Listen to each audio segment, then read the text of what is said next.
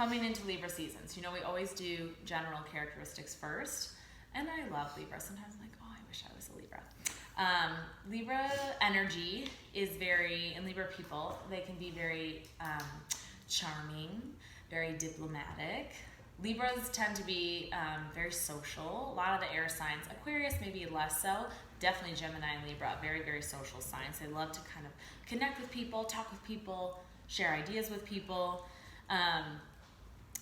In terms of being diplomatic too, Libras are very fair. You know, the symbol for Libra is the scales of justice. So they are very concerned with making sure that situations are just, or they're looking at justice on a larger scale out in the world.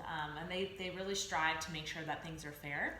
They really like to make sure that people are happy, which in some ways is good because they can kind of use their skills to help people come to positive resolutions. Like if there's conflict between two people, a Libra would be a great mediator to have there with you. The downside of that is sometimes like they fall into a little bit of that people-pleasing pattern where it's like, you know, they just want everyone to be happy. They don't want to rock the boat. They don't want anyone to be upset. Like sometimes it can be harder for Libra, depending on what else is in their chart, to sit in some of those like heavier, darker, deeper emotions. Very unlike Scorpio in that way. So, which I'm Scorpio rising, so I'm like, yeah, I get it. But yeah, so I think with Libras, they just need to make sure that like their affability, their charm, their pleasantness doesn't turn into like doing too much for others, that they also make sure to kind of stand their ground. But Libra is a cardinal sign, and what that means is they are very enterprising, and they're very strong, and they can go after what they want. So it's funny, like while Libra they try to be very accommodating, as I said, and make sure people are happy and they can be like a little smiley and whatever, like they're not pushovers. So they can often find a way to make everyone happy while also still getting what it is that they wanted from the outset of things, which is a very wonderful, unique skill to have. You know, Libras also are very able to see all sides of things. Oftentimes they're able to put themselves in someone else's shoes easier maybe than some other signs might be. So that can be great in terms of just a lot of different things in life that can be helpful in work, in social relationships, etc. So that's definitely a Libran quality. Also, you know, we talk about Libra being ruled by Venus. So it's very much about beauty and art and culture and the aesthetics of things. Libras love color. They love like style. When a great design comes together and they look at something, they're like, ooh, yeah, I like that. You know, so typically Libra people might be into some type of visual art or photography, or maybe it is like fashion and clothing. Maybe it's interior decorating or design, something along those lines. Those tend to be really great careers for people with super strong Libra energy, or just great hobbies for those people to have that feel really fulfilling to them. In addition to that, though, with the Venus thing we talked about, like Libras have to be careful of being a little, I hesitate to use the word lazy because it's not necessarily lazy, but it's just like they're okay to go a little slower. They're okay to relax. They like to sleep a little bit more than some of the other signs. Like they kind of have to make sure they get themselves on a steady routine and stick with that to help kind of make sure that their fire is ignited and that they have the right motivation that they need to kind of go after the stuff that they want. So that is definitely part of it. And then the last big thing, kind of overarching theme of Libra, is relationships. So we talked about them being social, and that can be relationships, family, friends, work colleagues, acquaintances, you know, romantic relationships certainly. So they're just very big into connecting with others. One thing that they need to be careful for, though, because the flip side of that coin is codependence. So I feel like Libras, sometimes they can be very much one end of the spectrum or the other. Like either they are the guy or girl that's always in a relationship with someone and they jump from one to the next and they can't ever be alone, or they like want to hang out at their best friend's house all the time and the best friend is like, okay, I think it's time for you to go home now. You know, they're like, but why? We're having fun. So they just need to be, or the other end of that spectrum is sometimes people with strong Libra energy can actually be afraid of commitment. So commitment is a big word that either can have a positive or sometimes scary connotation for Libra people. So that's something that they definitely work on throughout their lives. Whatever end of the spectrum that they are on, again, we come back to that key word of balance. Libra is all about kind of finding the middle ground and not being too far extreme in one sense or the other. So definitely it goes for relationships as well. But Libras love love. They're very into that. And so it's nice to have Libra friends and Libra family, and they can be very loving. So that's great. So those are kind of some general characteristics. I feel like it falls into the 3 buckets of like art, beauty, aesthetics, balance, justice, fairness, and then like the relationships and all the stuff that goes along with that would be the 3 main qualities, I would say, of Libra, and everything that kind of, parses out from there. So what should we be doing at this time? So Libra season started Monday, the 23rd, goes all the way until October 23rd. That'll be the first day, 0 degrees of Scorpio. So we've got the whole 30 days here. So this is a great time when we first think of that arts and culture thing, like what are we going to do for ourselves that exposes us to more beauty? So thankfully, living in Denver and then more widely in Colorado, we have a lot of options for beauty that's just inherently in the nature all around us. So definitely, the fall colors are changing. It's funny, like the qualities and energies of the signs definitely always connect with nature too, because Libra's all about like things that look beautiful and put a smile on our face, like drive up in the mountains as the aspens are changing and you're like, oh my God, this is the most beautiful thing I've ever seen. I was up there last weekend. I'm hoping to go again this weekend because I was like, I need more of that in my life. Totally, yes. It's the perfect time for that. So that can be beauty out in nature that exists all around us, or we can look at, maybe this is a great time to go to a museum. Do you have a friend that's exhibiting, some artwork or other type of art? It can even be music as well. So letting yourself go to more shows, more exhibits, more plays, any of that type of thing that exposes you to more culture, and just anything that fills your soul in that way. I feel like sometimes it's a way that only art can do for people. So that's a great thing to be doing at this time. Second thing would be looking at your own personal style. Like, is it a time that you'd want to make any updates or changes to your wardrobe? Is there like a piece of clothing that you've had your eye on? You're like, oh, I shouldn't treat myself. Well, Libra season is definitely time to treat yourself within reason. Sometimes Libras can overdo it. And we talked about that, like overindulgence a little bit. So they do have to watch out for that. But yeah, maybe let's looking at your clothes. Maybe it is like you've had your eye on a piece of art for your home or a photo that you'd really like to hang. Maybe you think about circling back to that. It could even be a great time, like if you are someone that needs professional headshots for your business, or you're trying to launch something on social media for your business or personal. Like, it's just a really great time to push all those kinds of aesthetic projects forward. So that's definitely good. Second thing, or third thing, I guess, is taking stock of relationships. So whether you are in a romantic partnership or not, we can look at the relationships in all different facets of our lives. So for you guys, it would be asking ourselves questions like, how do I show up in relationships? And you might think, as you reflect on that, you might be like, this is great. I'm totally myself. I'm really happy in all my relationships, and that's awesome. Or on the flip side, you might recognize that there are places where you're not being totally authentic in a certain partnership, or the dynamics of that partnership just haven't been working for you lately. So it's a really great time. We're supported by the diplomacy of the Libra energy that you can approach different issues or sticking points that you might have had in any type of relationship in your life, and then kind of address those in a way that's calm, looking for the resolution that's in the best interest of both people. This is a really great time for that as well. And then also just, taking a look at the idea of codependency. Like, do you have a good balance between your alone time and doing things for yourself while also giving energy to the important friendships, family, and romantic partnerships in your life, and kind of seeing where you fall on that spectrum? It's a really good time to reflect on that as well. And then just kind of balance in general. So do you have enough time for play, or are you just a workaholic? I'm the only Virgo in here, so I don't know. Maybe I'm the only one who falls. I'm like, fun, what's that? Working is fun. No, it's actually very stressful most of the time. But yeah, so just, do you have that balance in your relationships? Do you have that balance in your life between things that bring you joy as well as working hard for the things that you care about? It can also be the balance because Libra is ruled by Venus, which connects to money. Like, are you finding a balance between spending and saving? Or are you a little bit like too far on one end of that spectrum or the other? So it's a good time to take stock of that.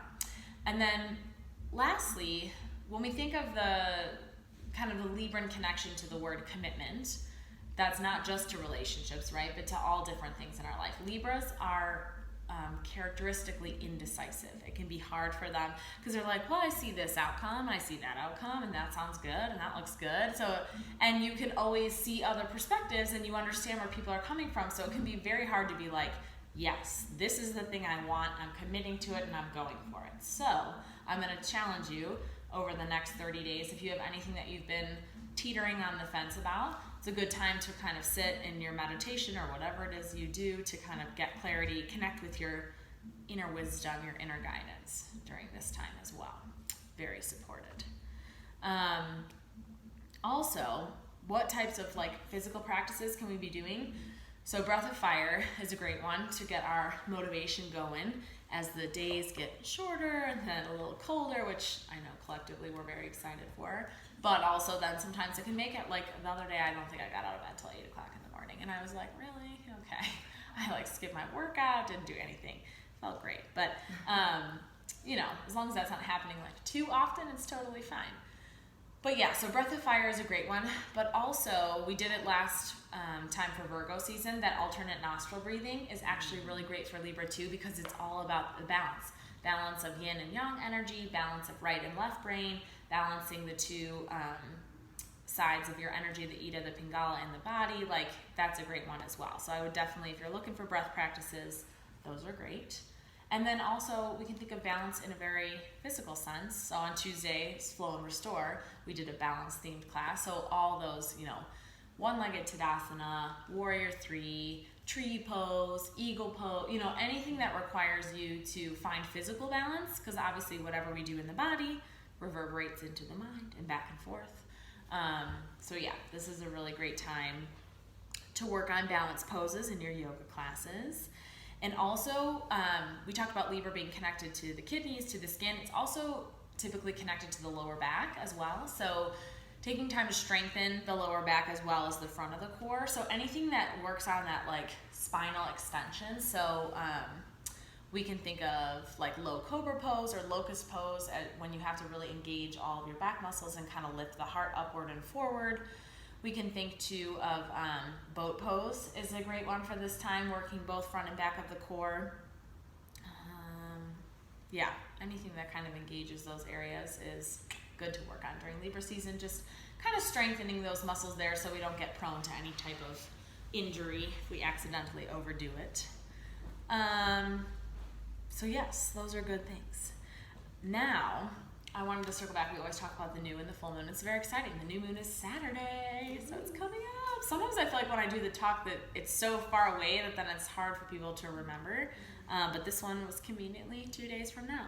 Although one other quick thing I wanted to say, like, there's not necessarily, in my mind, any like huge upcoming events this month.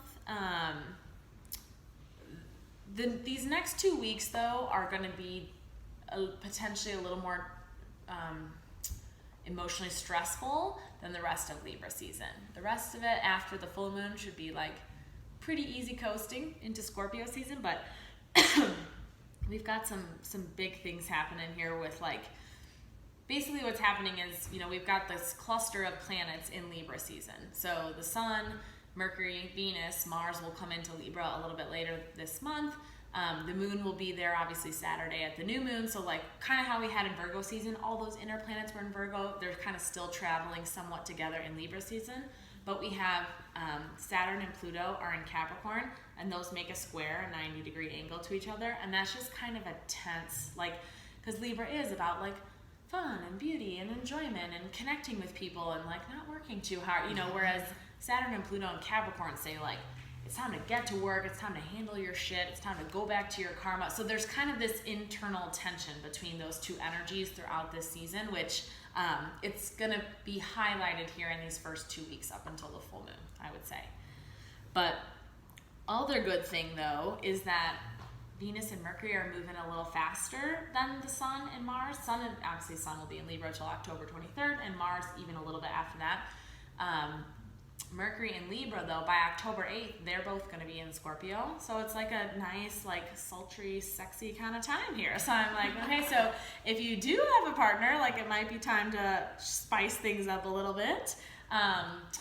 Or, you know, if you're looking for a partner, it's a good time to like put on a sexy outfit and just get yourself out there. It's also a really good time to connect deeply with yourself, Venus in Scorpio, Mercury in Scorpio. So it's kind of a fun, we have that dimension kind of also happening throughout Libra season here too, which is nice, yeah. But anywho, all right, so new moon this Saturday. It's going to peak at 12:30 in the afternoon here. It's at 5 degrees of Libra. So it's cool. It's a super moon. So it's the third super new moon in a row, which just basically means it's a lot closer to Earth than it is typically in its orbit. So we're not going to see it because obviously the new moon is dark, but if it were lit up, it would be like nice and big when it was rising. So we're going to look at your charts in a second to see where 5 of Libra falls, so we can like look at what are some specific intentions that we should be setting. But kind of generally speaking, I would say anything that connects with the idea of finding more balance in certain areas of your life, opening yourself up to more beauty. That can be exposing yourself to more beauty, or that can also be having the intention to recognize that beauty is actually all around us, and a lot of times we just take it for granted because it's easier. It's easy to be like, here's what's wrong with today, instead of like, oh my God, here's what was beautiful and pleasant about today. It's also a great time like for our own personal artistry. I know that's something Julie and I have talked about, like getting back to, do you have like a creative, artsy, aesthetic type hobby that you like? If you're a vision boarder, a vision board would be a great like Libra activity that would also connect to any intention that you might want to set at this particular time, especially since it's a super new moon. It's going to be like a little supercharged energy. But what's interesting is, you know, I talked about we're going to feel that pull between the Capricorn, like, got to go to work, we have to be responsible, stuff is happening at work, we got to take care of it, and like wanting to just be like fun and free. But what's also going to happen at the new moon, so they're up here in Libra, let's say, the sun and the moon. Directly opposite them is an asteroid, and it's called Chiron.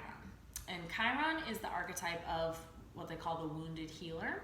So a lot of times Chiron can represent ways in which we've received some wounding, like earlier in our lives, the kind that kind of sticks with you, the kind that we like go to therapy for and work through and all that good stuff. So having the new moon directly opposite that shows that there's a strong energy, a strong connection here. So you might, this weekend, potentially feel a little bit triggered by something.